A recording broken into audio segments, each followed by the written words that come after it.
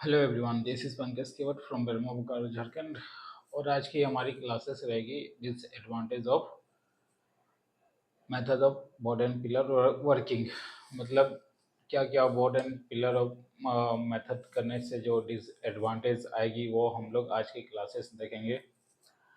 तो सबसे पहले बोर्ड एंड पिलर मेथड में आपको जो कठिनाई आएगी, सबसे पहले डिसएडवांटेज है वो है सपोर्ट की।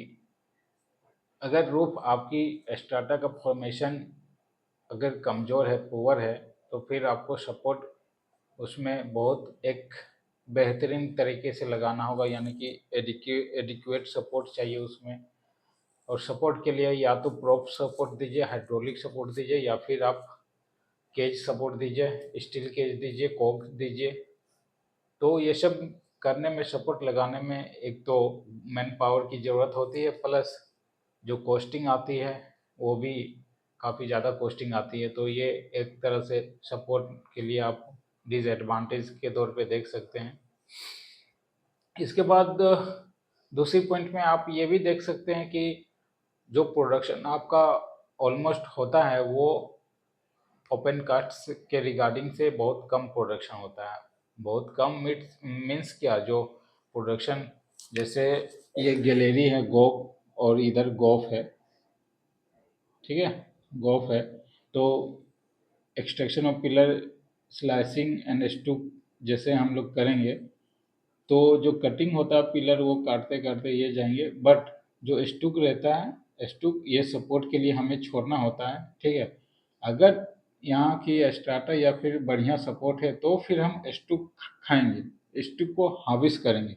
Otherwise stook as a it is यहीं पे रहेगा सपोर्ट के तौर पे। उसके बावजूद भी बहुत सारे हमारा पिलर्स चला जाता है बैरियर के रूप में। बैरियर वाला पिलर आपको एक्सट्रैक्शन नहीं कर पाएंगे। उसके बावजूद भी स्टॉपिंग में भी हम लोग कहीं कहीं बैरियर ऑफ पिलर को लगाते हैं। In the case isolation stopping कर रहे हैं तो ये दो पिलर के बीच आइसोलेशन स्टॉपिंग कर रहे हैं हम लोग, ठीक है। तो ये सीमेंट की दीवार खड़ा कर दिए। अप्रोक्स इसके बाद जो पिलर है उसकी पिलर में हम लोग एक्सट्रैक्शन कर सकते हैं, बट ये जो स्टॉपिंग किया किया हुआ है ये तो पिलर हमारा छूट गया ना, यहाँ से सारा पिलर छूट जाएगा ना। तो ऐसे में जो पिलर्स होता है, डिपिलरिंग के टाइम में बहुत सारा पिलर हमें अंडरग्राउंड में ही छोड़ना पड़ता है, या न चाहते हुए भी वो छूट जाता है। तो वैसे पिलर से हम लोग एक्सट्रैक्शन कर नहीं पाते हैं, जिसके वजह से लेस प्रोडक्शन होती है।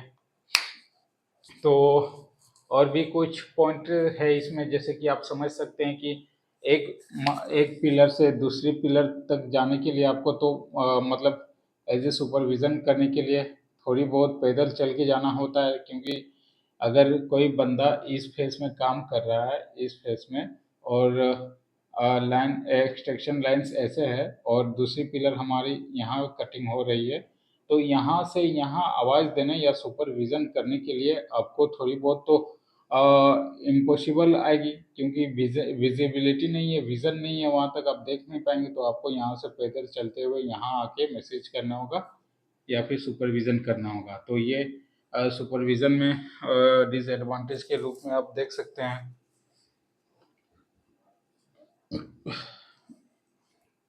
फिर एक और डिसएडवांटेज आप स्पॉन्टेनियस हीटिंग देख सकते हैं, या फिर फायरी सीम देख सकते हैं। अगर कंबशन ऑफ हीटिंग या कंबशन ऑफ कोयल मौजूद है स्पॉन्टेनियस हीटिंग में, सेल्फ हीटिंग स्टार्ट हो जाती है, तो फिर आपको बहुत जल्दी स्पीडली काम करना होगा। अदरवाइज वहाँ पूरी आइसोलेशन स्टॉपिंग या फिर पैनल बना के उसको स्टॉप करना होगा, वहाँ के वर्किंग छूट जाएगा, यानी कि पिलर की जितनी भी वहाँ बनी हुई वो सारे आपको छोड़ना होगा। तो स्पॉन्टेनियस हीटिंग भी एक तरह से डिसएडवांटेज है। स्पॉन्टेनियस हीटिंग अगर ओपन कास्ट के रिगार्डिंग में देखा जाए, या फिर फायरी सिम, अगर ये फायरी सिम है ओपन कास्ट में, यहाँ पे फायरी सिम है और यहाँ मशीन लगी हुई है, तो थोड़ी बहुत हम लोग वाटरिंग करके इसको खा सकते हैं, या फिर ऊपर से इसको ब्लास्टिंग करके वाटरिंग पानी डाल के इसको ब्लास्टिंग कर सकते हैं। लेकिन ये जो ब्लास्टिंग होगा वो इमीडिएटली विदिन 2 ईयर्स, 2 घंटे के भीतर ले लेना है, 2 घंटे के अंदर। और अगर 88 डिग्री से ज़्यादा इसमें सॉरी 80 डिग्री से ज़्यादा अगर बोरहोल में टेम्परेचर रहे तो ब्लास्टिंग नहीं करना है। तो ये ओपन कास्ट के कंडीशन में मैटर आती है। तो फायरी सिम में भी आप इसको यूज़ कर सकते हैं सहूलियत से काम करते हुए। एंड बरसात के समय पे ऑब्वियसली पानी जब आएगी तो थोड़ी बहुत आपको वर्किंग करने में भी आसानी मिल सकती है। लेकिन in the case of fiery SIM of underground में आप कुछ भी काम नहीं कर सकते हैं अंडरग्राउंड के फायरी सिम में।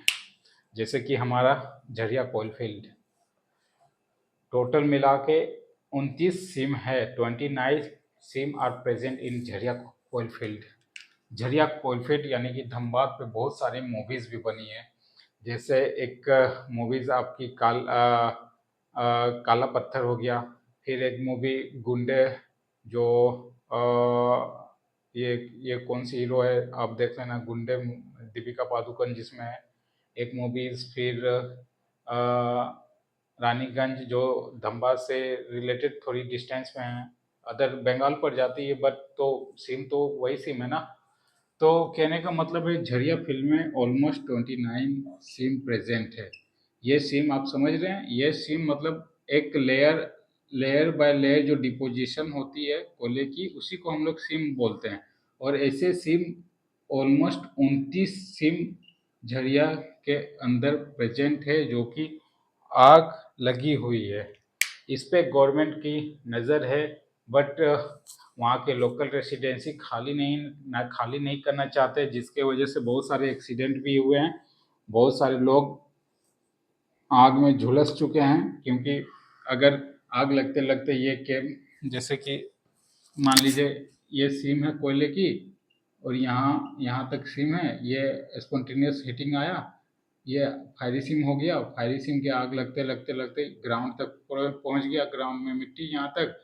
इन द केस ये तो जलते जलते खोखला हो जाता है, गोफ बन गया। तो इन द केस यहाँ अगर कोई लोड या हैवी लोड प्रेशर पड़े तो ये तो डायरेक्ट नीचे चला जाएगा ना। तो इस तरह से बहुत सारा एक्सीडेंट झरिया फील्ड में हुए हैं। तो कहने का मतलब है कि बोर्ड एंड पिलर या फिर अंडरग्राउंड मेथड में स्पॉन्टेनियस हीटिंग बहुत बड़ी डिसएडवांटेज है। और फायरी सिम खैर वो डिसएडवांटेज है ही है। और इसमें आप डिसएडवांटेज के रूप में और क्या देख सकते हैं,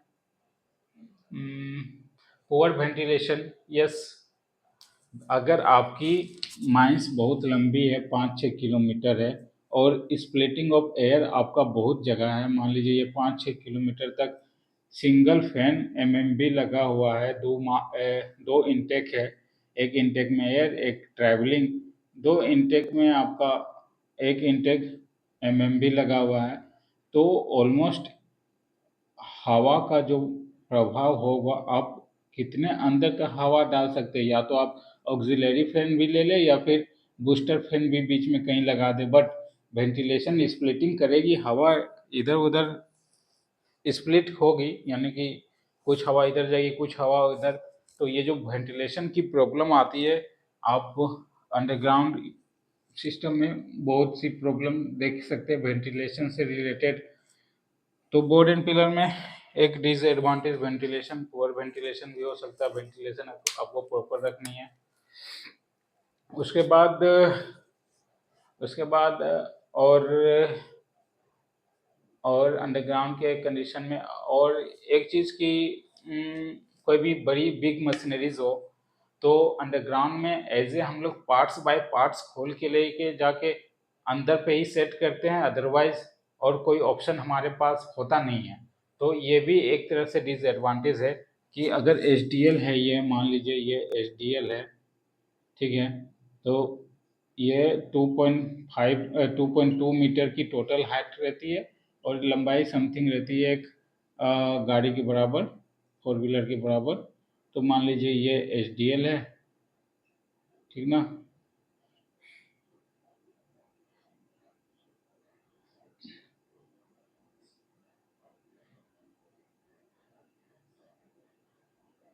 तो ये एच डी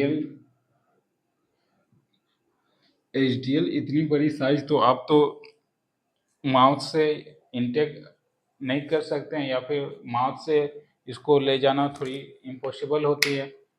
बट इसकी हाइट कम होने की वजह से आप इसको कहीं भी ट्रांसपोर्ट कर सकते हैं बोर्ड एंड पिलर में। बट इसी तरह की मशीनरीज, अगर बड़ी मशीनरीज आ जाए तो फिर आप कैसे ले जा सकते हैं? या तो ये एच आप अगर इंक्लाइन बनाते तो इजिली चली जाएगी, लेकिन अगर साफ्ट रहा तो फिर आप कैसे लेके जाएंगे? तो उस कंडीशन में सारे पार्ट्स इसके खोल लिए जाते हैं और अंदर में ही सेट करते हैं। तो ये भी एक तरह का डिसएडवांटेज है कि बड़ी टूल्स एंड टेक्निक्स ले जाने के लिए ट्रांसपोर्टेशन में दिक्कत होती है। और ओपन कास्ट में आप कहीं भी टूल्स एंड टेक्निक्स कैंपर या फिर ट्रिपर या किसी के मोड ऑफ ट्रांसपोर्ट यूज़ कर सकते हैं।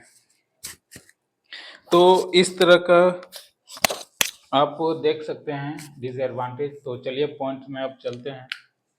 तो पहला पॉइंट कहता है, पहला सेंटेंस है, percentage of extraction is usually less. मैंने बताया था बहुत सारे कोयले छूट जाते हैं, पिलर छूट जाते हैं, जिसकी वजह से प्रोडक्शन कम होती है। उसके बाद poor ventilation due to multiple connection. मैंने बताया था लंबी लंबी माइंस रही, बड़ी माइंस रही तो वेंटिलेशन में प्रॉब्लम्स आ सकती है।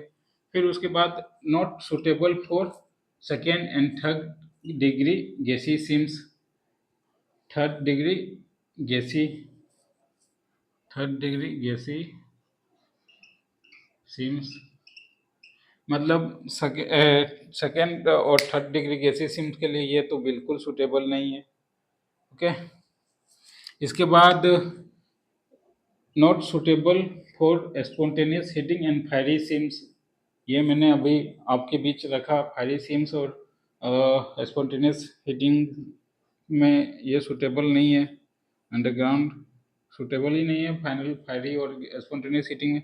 इसके बाद difficulty in supervision due to scattered working, मतलब फैला हुआ वर्किंग। वही मैंने एक पिलर से सेकेंड पिलर तक अगर जाना हो एक फेज से दूसरी फेज, तो आपको थोड़ी बहुत सुपरविजन करने के लिए दिक्कत होती है, खुद पैदल चल के जाना होता है।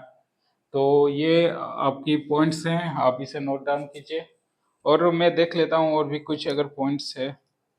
हाँ, मैंने स्टार्टिंग में कहा था वो मतलब रूफ का जो सपोर्ट करना वो बहुत ये भी एक तरह का डिसएडवांटेज है। तो इसमें लिख सकते हैं स्ट्राटा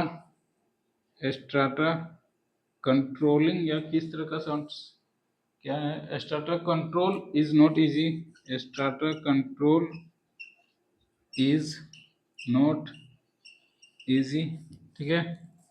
फिर एक सेंटेंस क्या था, वो मशीनरीज की जो बात कर रहे थे, वो सेंटेंस है the need for the constant fleeting of machineries from place to place. एक जगह से दूसरे जगह ले जाने के लिए भी need of the constant fleeting, the constant fleeting, FLITTING, fleeting of machineries, fleeting of machineries from one place to one place to another। Okay, ये एक पॉइंट और ऐड कर सकते हैं। इसके बाद परसेंटेज ये हो गया, मेन रीजन। ओके, तो इस तरह की आप देख सकते हैं कि डिसएडवांटेज है। और भी अगर आपके मन में है तो आप बातें रख सकते हैं डिसएडवांटेज के रूप में, आप नोट डाउन कर लीजिए।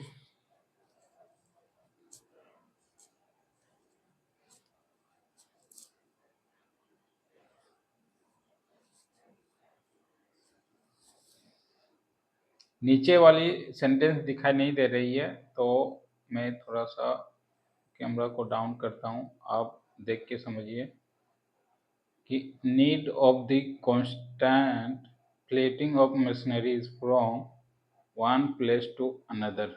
ओके, ये आपकी कंप्लीट। तो डिसएडवांटेज हो गई।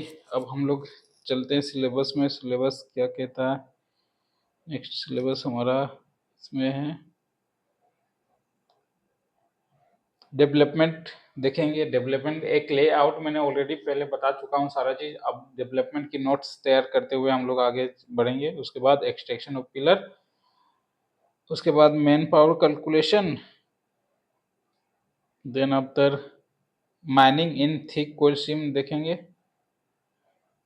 ओके, इसके बाद